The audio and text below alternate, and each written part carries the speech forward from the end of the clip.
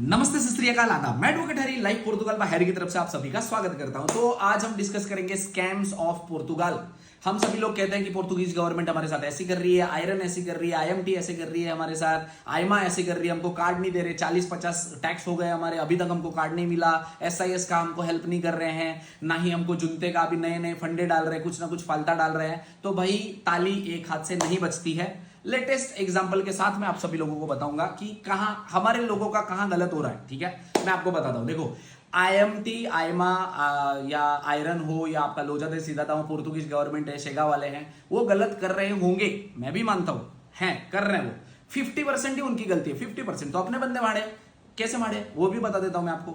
अभी आप लोगों ने वो न्यूज सुनी होगी कि आईएमटी के जो ड्राइविंग लाइसेंस होते हैं, ड्राइविंग लाइसेंस एक्सचेंज, 21 या 22 लोग थे जो बांग्लादेश के पकड़े गए थे। ठीक है, उन लोगों ने सेम ही ड्राइविंग लाइसेंस एडिट कर करके डाला हुआ था और उनको ड्राइविंग लाइसेंस मिला था और वो पकड़े गए थे। ठीक है, एक किस पे इफेक्ट जाएगा? ये हमारे ऊपर, जो जेन्युइन लोग हैं उनके ऊपर जाएगा। ठीक है, उन्होंने कांड किया, ऐसा हो गया। मैं अभी ये पर्टिकुलर कंट्री या बांग्लादेश के बारे में नहीं बोल रहा हूं। ठीक है, सारे सारे हैं इसमें।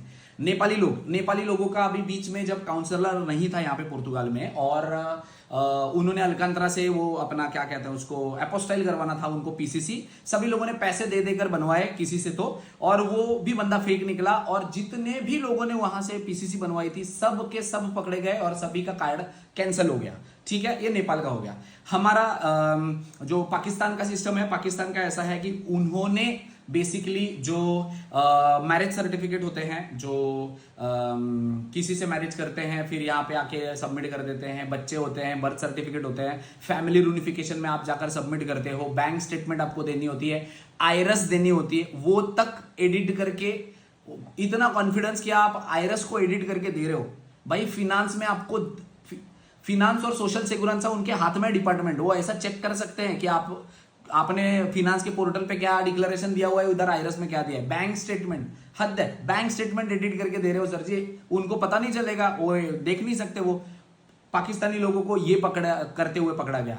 इंडियन बंदे भी कोई नहीं छूटा हुआ है। एशिया के सारे बंदों का ऐसा ही सिस्टम है।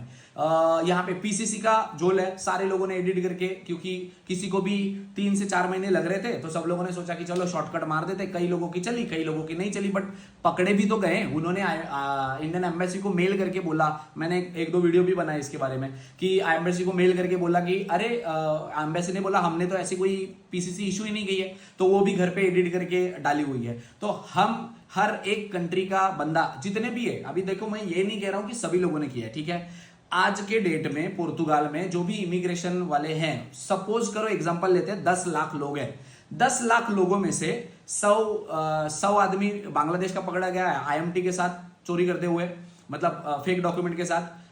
100 बंदे पकड़े गए पाकिस्तान के, 100 बंदे पकड़े गए इंडिया के, 100 बंदे पकड़े गए नेपाल के। ठीक है, अब इन 100 के चलते जो बाकी के 9 लाख लोग हैं, वे तो 100 का और 9 लाख का कंपैरिजन नहीं, बट मैं आपको बता रहा हूं कि इन जनरल 100 लोगों के गलती की वजह से भुगत रहे हैं जो 1-1, 2-2 लाख, 3-3 लाख लोग हैं यहाँ पे, 10 लाख लोग हैं यहाँ पे जो एशियन कम्युनिटी आती है, उनको भी सत्यानाश हो रहा है, उनके भी डॉक्यूमेंट इतने चेक करे जा रहे हैं। अभी देखो, जुनते का तो आप लोगों को पता ही था कि जुनते का वो लोग पहले तो डोमिसाइल सर्टिफिकेट पे एक्सेप्ट हो रहा था, बोलो नहीं हो रहा था। डोमिसाइल सर्टिफिकेट सबमिट करके मैंने देखे कितने सारे क्लाइंट के कार्ड आ गए, कोई जुनता नहीं मांगा उनसे। ठीक है, डोमिसाइल सर्टिफिकेट से हुआ, डोमिसाइल भी एडिट करके देना शुरू कर दिया। अरे फिनांस है उनके हाथ में यार, वो डायरेक्ट देख सकते हैं, आप उनको वो एडिट करके दे रहे हो, इतना चैलेंज कर रहे हो आप, हद है। फिर उन्होंने जुनता भी कंपलसरी किया फिनांस के डोमिसाइल के साथ। जब जुनते भी एडिट करके जाने लगे, फिर उन्होंने बोला कि भाई मालिक का हमको डिक्लेरेशन चाहिए,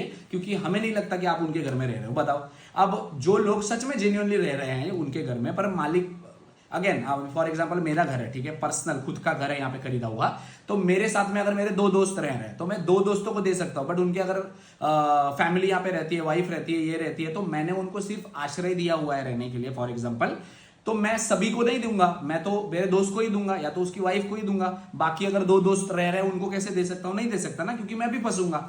उस हिसाब से कोई सोच के दे ही नहीं रहा है, तो सत्यानाश कौन कर रहे हैं? हम कर रहे हैं। तो जितने भी फ्रॉड चल रहे हैं पुर्तगाल में, तो थैंक यू सो मच, आप सभी लोगों ने पुर्तगाल इमिग्रेशन में अपना भरपूर योगदान दिया है, ताकि वो और स्ट्रिक्ट हो जाए और सत्यानाश हो जाए लोगों के, और डॉक्यूमेंट जो कार्ड आसानी से आते थे वो भी खराब हो जाए। बाकी तो चलो भगवान की मर्जी, हर कोई पेट के लिए ही कमाता है, पैसे के लिए करता है, और जो भी करता है आदमी मजबूरी में भी करता है, बट मजबूरी में भी चोरी करना जब पकड़े ही जाते हो तो फिर मजबूरी नहीं देखी जाती, वो चोरी देखी जाती है। ठीक है, रेस्ट चलो आप सभी लोग होशियार हो। मैं बस आपको इतना ही कहूंगा कि प्लीज प्लीज प्लीज जितना पॉसिबल हो प्योरली अच्छे से कागज अपने बनवाओ, कोई भी एडिटेड ना बनवाओ, कोई भी चोरी ना करो, कोई भी फ्रॉड ना करो। बाकी लोगों के ऊपर इस पे इंपैक्ट आता है और आपके ऊपर तो आता ही आता है 100%। ठीक है, रेस्ट अगर आपको इस रिलेटेड कोई इंफॉर्मेशन या गाइडेंस चाहिए होगी तो वीडियो के नीचे कमेंट कर सकते हैं। Thank you so much.